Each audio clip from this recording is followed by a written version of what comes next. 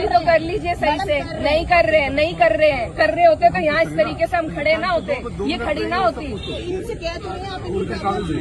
1 महीने से इनका बच्चा मरा हुआ है, क्या कर दिया तो आपको जब नहीं है तो आप क्यों मुझसे बहस कर रही हैं?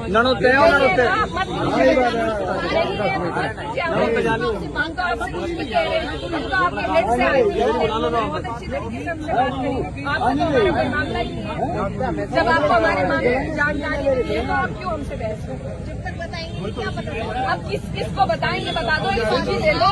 कप्तान को बताएं, डीआईजी को बताएं, एडीसी को बताएं, मुख्यमंत्री को बताएं, आपको बताएं, इनको बताएं, इनको बताएं, किसको अलग अलग बताएं।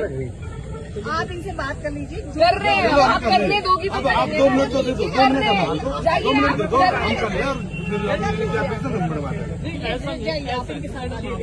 नहीं ना तो जाना, अपने घर जाना है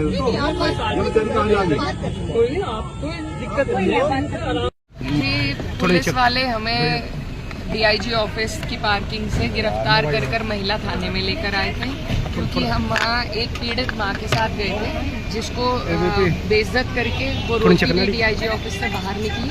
हमने उस पर अपनी बात रखी। उसके बाद जो पुलिस है उन्होंने अपनी तानाशाही करते हुए, वहाँ ना तो रोड ब्लॉक था, हमारे पास भी वीडियो मौजूद है, लेकिन उसी का बहाना लेके कि आपने ट्रैफिक रोका।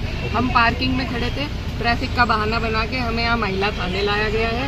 यही सब ड्रामेबाजी चल रही है। इंसाफ किसी को इन्हें देना नहीं है, किसी की गुहार इन्हें सुननी नहीं है। अगर वो महिला जो बेचारी गरीब है, बुजुर्ग है, अगर उसकी बात अधिकारी सुन लेते तो शायद उन्हें मेरी या और किसी अन्य नेता की ज़रूरत भी नहीं थी। लेकिन ये किसी की बात सुनने को तैयार नहीं है, किसी की पीड़ा समझने को तैयार नहीं है। वो महिला कोई छोटे केस में नहीं आई थी, उनके बेटे को बेरहमी से मारा गया है। उस सिलसिले में वो अपनी जांच से संतुष्ट नहीं थी, इसलिए डीआईजी साहब के पास आई थी। उनको बेइज्जत करके वो महिला, रोती हुई बुजुर्ग महिला, वो उस ऑफिस से निकली है। उसके बाद मैंने अपना विरोध जताया और फिर हमारे साथ ये दबाव बनाने के लिए हमें ये थाने ले। अच्छा मैडम, वो महिला कहाँ की रहने वाली थी मैडम? वो दसाले गांव की रहने वाली है, शामली ज़िले में पड़ता है। पिछले अगर आप फॉलो कर रहे होंगे, उनके बेटे की हत्या हुई थी।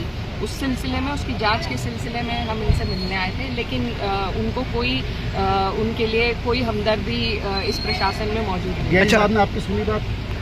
डीआईजी साहब ने पहले हमारी बात सुनी और फिर साफ तौर से महिला को हर चीज़ के लिए मना कर दिया, जिस पे वो भावुक हो गई, जो कि स्वाभाविक है, वो माँ है, तो उनको वहाँ से बाहर निकाल दिया गया। वो उनकी बेइज्जती हुई, वो बेचारी उठ के वहाँ से बाहर चली गई। उस पर मैंने अपना विरोध जताया तो वो उठ के मीटिंग के लिए चले। अच्छा मैडम, आप क्या कार्रवाई करना चाहिए? आप क्या कहेंगे? आप शिकायत करेंगे? सुनवाई किसी की है नहीं इस सरकार में, और ये सीधे तौर पे, साफ तौर से उदाहरण है कि मुझे भी ये थाने लेके आए हैं 10 मिनट के लिए, सिर्फ एक ड्रामा, एक दबाव बनाने के लिए। तो ये लोग काम नहीं करना चाहते हैं, पीड़ितों के लिए, उनकी इंसाफ के लिए कोई काम नहीं करना चाहते हैं। सीधा सीधा ये सरकार के जो लॉ एंड ऑर्डर की दुहाई देती थी सरकार, कहाँ है वो लॉ एंड ऑर्डर?